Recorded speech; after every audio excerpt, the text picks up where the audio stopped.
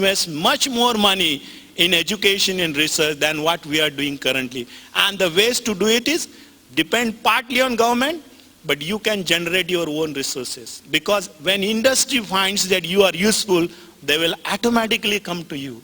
You don't have to go to them because they want partners. They want partners for innovation. And I will tell you, as far as chemical world is concerned, I will assure you that right now, 3 important companies are in India. Dow Chemicals, they are setting up their own research center, needing 1,000 PhDs. We don't have 1,000 PhDs. Shell Global, in setting a center in Bangalore, needs 1,000 PhDs. They are requesting us to give those PhDs.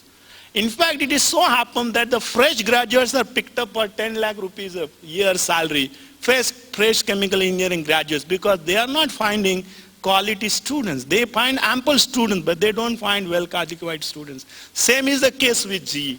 Same is the case, Mitsubishi is going to come. DuPont will be coming here.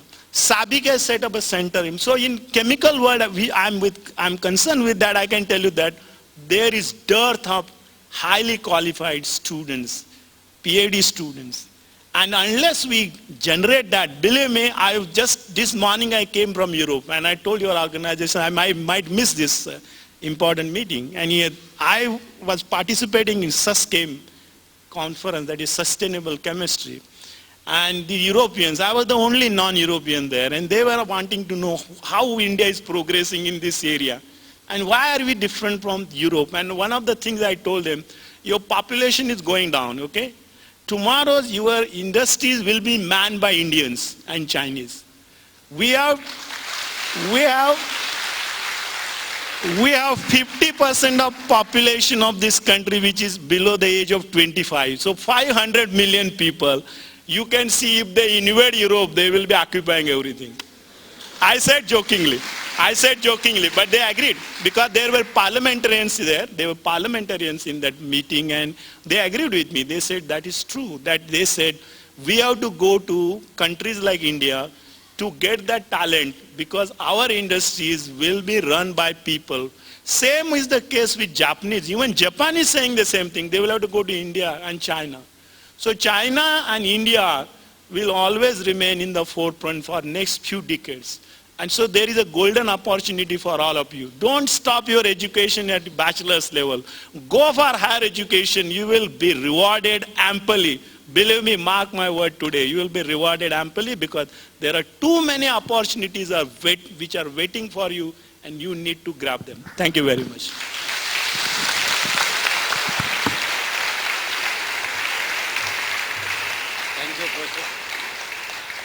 Thank you, Professor Yadav. So I'll take the clue that the alumni have to contribute. I suddenly remembered that Dr. Sonde is also an alumnus of IIT Bombay. So whenever he gives you a check, please tell me how much he has given you. Since he got a higher degree from IIT Bombay, I am entitled for a higher amount. I came to know a very interesting thing. It seems the kind of money that comes from alumnus is mostly from the backbenchers, not from the top benchers, because the top benchers have gone into education, top benchers have gone into academics, top benchers have gone into teaching, and they cannot give any money. It is only Kamal Rekis who are the backbenchers. They were cursing the system, not saying against these people. So probably one of the qualifications that you can become innovative is don't become front benchers, become backbenchers. Learn outside the classroom, and that's where you can bring a lot of money. But the question is not only the money. I mean, I would like to beg completely different from Professor G.D. Yadav, because we as a product of this particular institution have done tremendous for this country. A lot of IITs flight away. We had occasion to go abroad.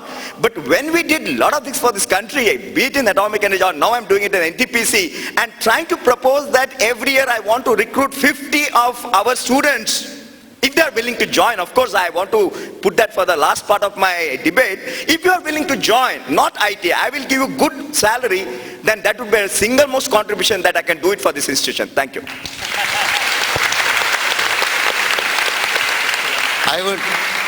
I would just like to add 2 quick points. Sorry for intervening, but I think it's an important point we should not forget. Incidentally, unlike what Professor Yadav mentioned, the biggest donors to IIT Bombay are not Americans, but Indians working in India who have generated their wealth in India, not outside. Of course, every money is good money, and we gladly accept money from all donors, including non-alumni, for example. Yeah. But the point to remember here is I did set up the alumni relationship many years ago, and I realized one thing. As an alumnus, I would have a tremendous soft corner for your institution. But do you know me? Do you remember me? Do you write even a single email or letter to me after I pass out? If you think I am a member of your family, do you care for your family members? I think that's a question that needs to be asked. I have asked this question